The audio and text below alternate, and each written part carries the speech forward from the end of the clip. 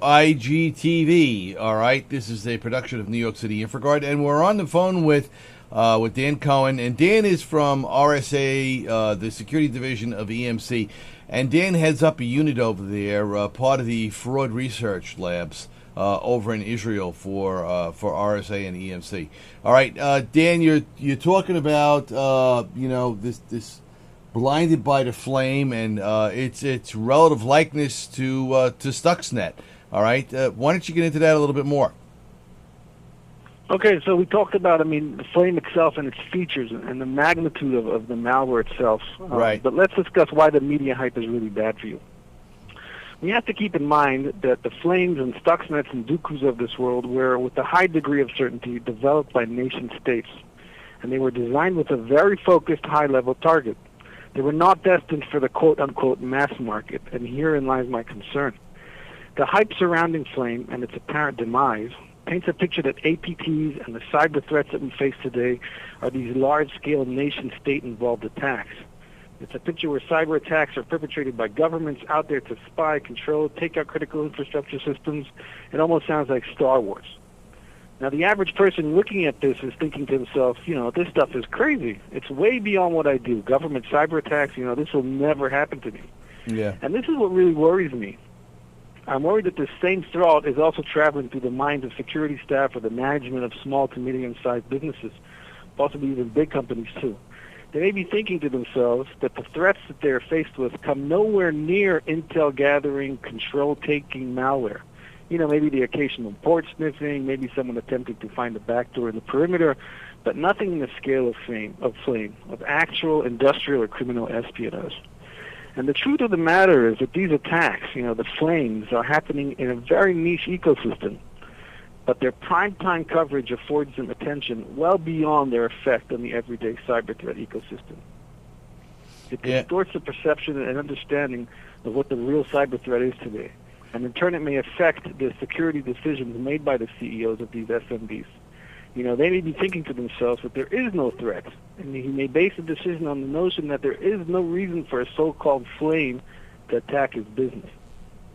My point is that crime world today does not have to be a flame in order to execute a successful attack. The real threat is not the flames, but the abundance of malware and source code. And you look at the standard malware capabilities today, and they can all record video and audio, just like Flame. And they can map your network, and they can capture documents and passwords just like Frame. And it sends the captured data to remote servers. Not to mention it's being able to control your machine using RDP or VNC protocol. And today more than ever, APTs are easy to execute. Why develop malware from scratch when you can start using a proven data stealing platform like Trojan, like Zeus 2? Gathering intelligence on the target companies is easy as browsing LinkedIn or following an executive on Twitter. Launching the attack is even simpler. You just click your send button on the email.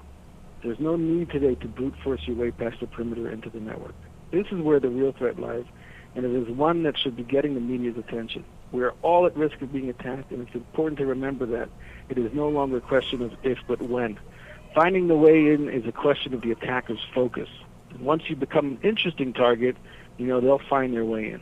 And my message really is don't let the flames blind you. Don't think that it can't happen to your organization. Well, Dan, you certainly give us an informative presentation this morning and sparked our interest in several different areas. All right. I'd ask you this question. We do know that the sheer availability of malware, quite frankly, around the globe is a big deal. And we've gone into that discussion with Lamore and more as well. On this line with RSA. How significant is it that the payload on this is 20 megabytes? Well, it's extremely significant. You look at if you compare it to its brethren, to Stuxnet and Dooku. Their payloads were bytes, were 50. There was nothing to it. And then it all comes along this Flame malware with over 20 megabytes of a payload.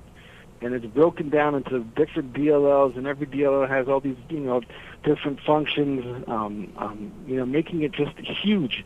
And if most malware tries to hide itself by using size or small sizes, Flame just appeared on the scene with its huge footprint of 20 megabytes, and it was still evading, the antivirus software.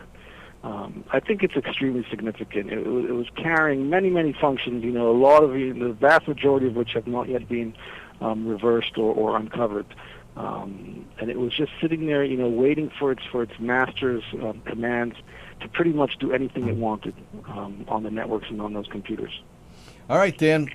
Thank you very much. We certainly appreciate it. Great presentation today, and we look forward to hearing from you and the ladies over at the RSA, the Security Division of EMC, in the future weeks to come.